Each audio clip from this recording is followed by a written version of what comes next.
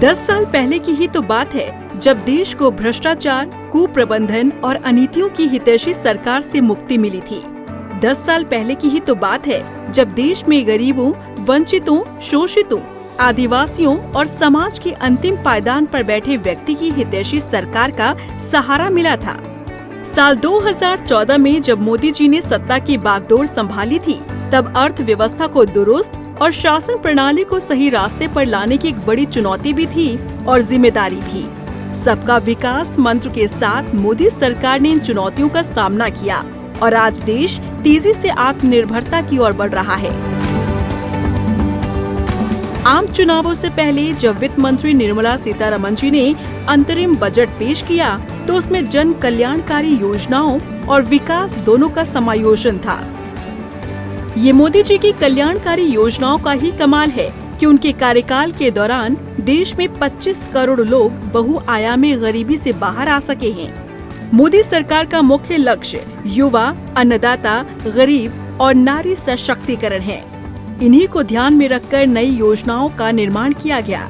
अगले 5 वर्षों में पीएम आवास ग्रामीण योजना के तहत 2 करोड़ लोगों को घर देने का लक्ष्य मोदी सरकार ने रखा है।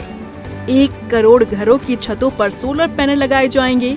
इससे घरों को 300 यूनिट फ्री बिजली मिल सकेगी। एमएसएमई सेक्टर को ग्लोबल स्तर का बनाने पर सरकार जोर देगी। सर्वाइकल कैंसर पर रोक के लिए सरकार 9 से 14 साल की लड़कियों को फ्री वैक्सीन देगी। आयुष्मान योजना के दायरे को बढ़ाते हुए सरकार ने आंगनबाड़ी कार्यकर्ताओं, सहायिकाओं और आशा कार्यकर्ताओं को शामिल किया है। किसानों को आत्मनिर्भर बनाने के लिए भी सरकार ने कई अहम फैसले लिए हैं। आज इस बजट में किसानों के लिए भी बहुत महत्वपूर्ण और बड़े निर्णय लिए गए।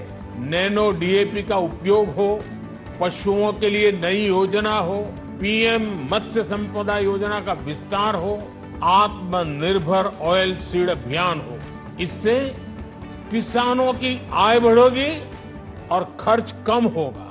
2024 से 2025 के लिए देश का पूंजीगत व्यय यानी कैपिटल एक्सपेंडिचर को 11.1% बढ़ाकर 11.11 लाख करोड़ रुपए कर दिया गया है।